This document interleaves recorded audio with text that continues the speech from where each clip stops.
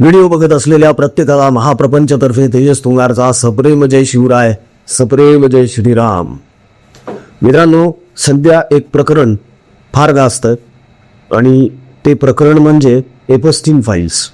Jeffrey Epstein नावाच्या माणसानं हे डॉक्युमेंटेशन केलेलं आहे आणि यामुळे जगात खळबळ माजलेली आहे. असं म्हणतात की जगभरातल्या अनेक धनाढ्य आणि श्रीमंतांची नावं त्यामध्ये आहेत. त्यांनी जे कांड केलेले आहे त्या कांडचं वर्णन सुद्धा त्यात आहे.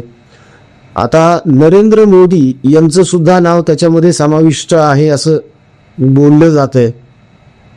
पण फक्त नरेंद्र मोदींचंच आहे का? तर नाही. यामध्ये राहुल गांधींचं पण नाव आहे. फक्त राहुल गांधींचंच आहे का? नाही. सोनिया गांधींचं पण नाव आहे एपस्टीन फाईलमध्ये. आता ह्या गोष्टीवर कितपत विश्वास ठेवायचा हा सुद्धा एक खूप मोठा प्रश्न आहे ना. की जो माणूस स्वतःच एक बलात्कारी आहे, जो स्वतःच एक अत्याचारी आहे, सडक्या विचारांचा आहे, ज्यानं अनेक लहान मुलांना मॉलेस्ट केलेला आहे, जो इतका विकृत आहे, त्यानं जर असं काही लिहिलेलं आहे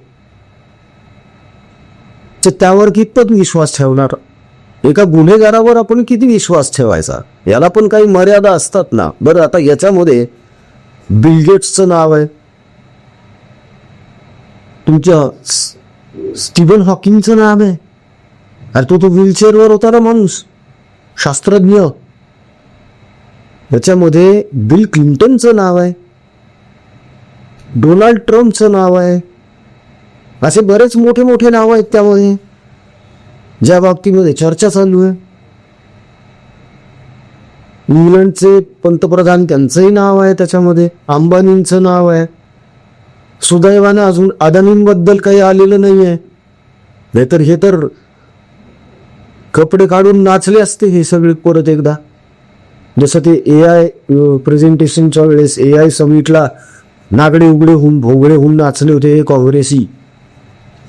अदानींचं नाव आलं असतं तर राऊत सुद्धा कपडे काढून नाचले असते भांडुपला. पण या गोष्टींवर खरंच कितपत विश्वास ठेवू शकतो आपण?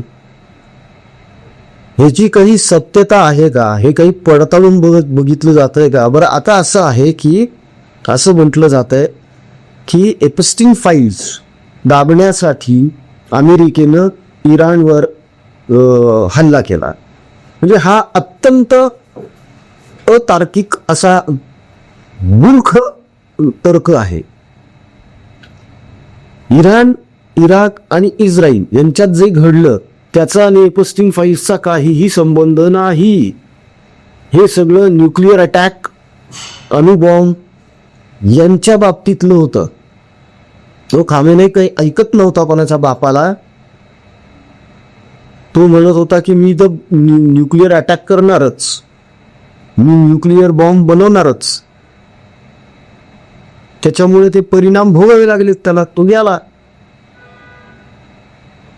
सगळ्यात महत्वाची गोष्ट याच्यामध्ये लक्षात घ्या तू, अमेरिकेला कसं काय कळलं की खामेनेई एक्झॅक्ट इथे थांबलाय म्हणून? याचा अर्थ काही इराणी लोकांनी सुद्धा मदत केलीच असणार आहे ना अमेरिकेला. त्याच्याशिवाय हे शक्य आहे का? नाहीये. पण या गोष्टींकडे कोणी लक्षच वेधत नाही, यावर कोणी बोलायलाच तयार नाहीये. काहीही झालं की एपस्टीन फाईल काढायलेत बाहेर. आता प्रकाश आंबेडकरांनी सुद्धा कोणी घेतली याच्यामध्ये. प्रकाश आंबेडकर तर 2 पावलं पुढे गेलेत. काय बोललेत तुम्हाला दाखवणार आहे. पण त्याच्या अगोदर छोटीशी विनंती आहे मित्रांनो, आपण आपल्या स्वाभिमानी हिंदू प्रपंच परिवारातर्फे आपल्या हिंदू माता बंधू भगिनींसाठी जे सेवा कार्य करत आहोत ते अविरत चालू आहे. आता शिवजयंतीला सुद्धा आपण अन्नदान करणार आहोत. शेतकऱ्यांसाठी कामं चालू आहेत, कॅन्सरग्रस्त रुग्णांसाठी चालू आहेत कामं, आपली सेवा देणं सुरू आहे. या सत्कर्मामध्ये आपला सहभाग असू द्या, एवढीच नम्र विनंती, कळकळीचं आवाहन. GP फोन पे क्रमांक तुमच्याकडे आहेत. तुमच्या इच्छेनुसार, मर्जीनुसार तुम्हाला जे ट्रान्झॅक्शन करता येत आहे ते नक्की करा. जे योगदान देता येऊ शकतं नक्की द्या. ट्रान्झॅक्शन केल्यानंतर त्याचा एक स्क्रीनशॉट फक्त व्हॉट्सअपवर शेअर करा. आता नीट बघा प्रकाश आंबेडकर काय बोलतायत. नरेंद्र मोदी झाली तुमची 15 वर्ष.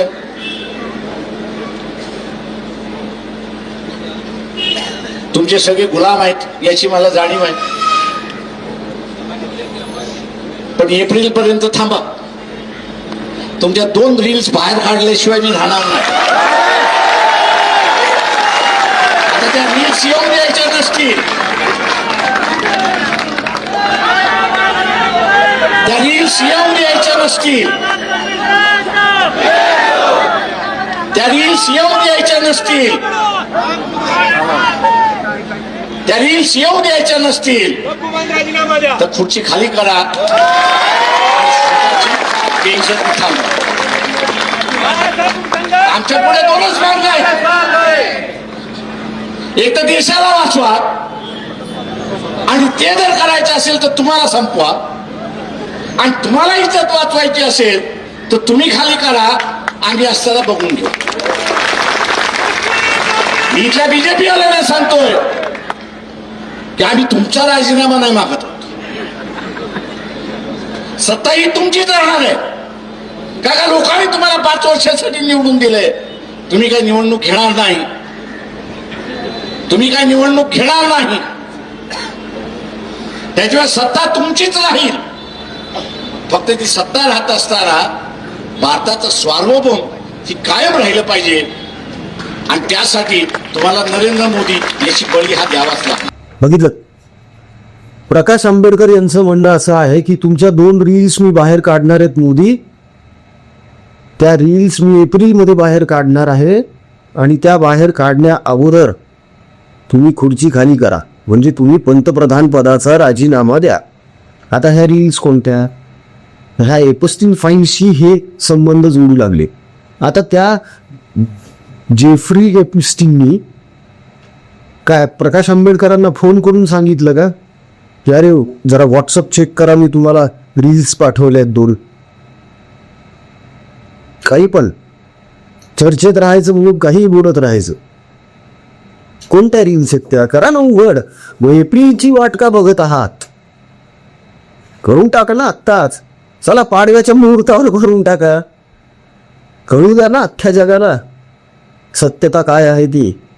म्हणजे याच्या अगोदर एकनाथ खडसेंनी जसे आरोप केले होते की माझ्याकडे सीडी आहे, डीव्हीडी आहे, मग ती सीडी कधीच बाहेर आली नाही, ती डीव्हीडी कधीच बाहेर आली नाही.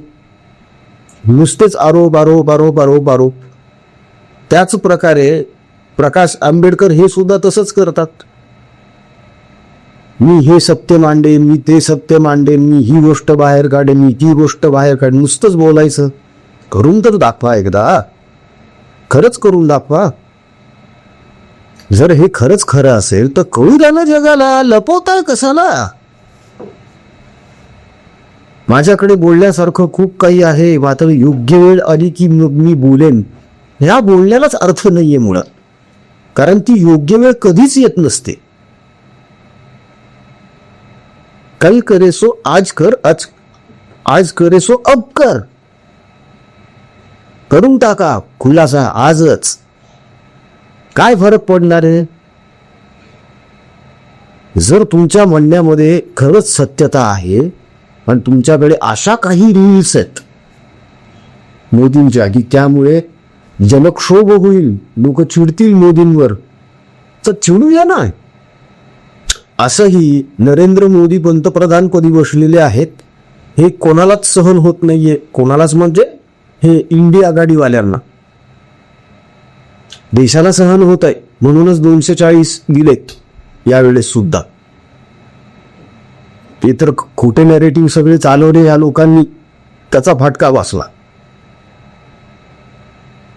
पण ह्यांना एक गोष्ट कळली पाहिजे की आपल्याकडे खरंच जर पुरावे आहेत तर ते पुरावे आपण समोर आणले पाहिजे, लोकांना दाखवले पाहिजे. मग तुमची विश्वासार्हता काय? का विश्वास ठेवायचा लोकांनी तुमच्यावर? आणि तुमच्यावर लोकांचा विश्वास नाही हे गेल्या कित्येक निवडणुकांमध्ये बघितलं ना आपण. तुम्ही लोकसेवेला उभे राहिले, पडले, विधानसभेला उभे राहिले, पडले. तुमच्या पक्षाचे नगरसेवक किती आहेत सांगा बरं? जिल्हा परिषदा किती आहेत वंचितकडे? काहीच नाही. म्हणजे ग्राउंड लेवलवर काहीच काम नाही आहे. फक्त लोकांना चिथवायचं, लोक चेकाळतील असं काहीतरी बोलायचं, शिट्ट्या टाळ्यांचे वाक्य मारायचे, लोकांच्या भावना भडकवायच्या आणि त्याच्यात आपण किती महान आहोत हे दाखवण्याचा प्रयत्न करायचा. दुसरं काही नाही. बघूया एप्रिलमध्ये, बघूया तुमच्याकडे कोणत्या रील्स आहेत त्या. आम्ही पण खूप उत्सुक आहोत त्या रील्स बघण्यासाठी, पण त्या आल्या पाहिजेत समोर.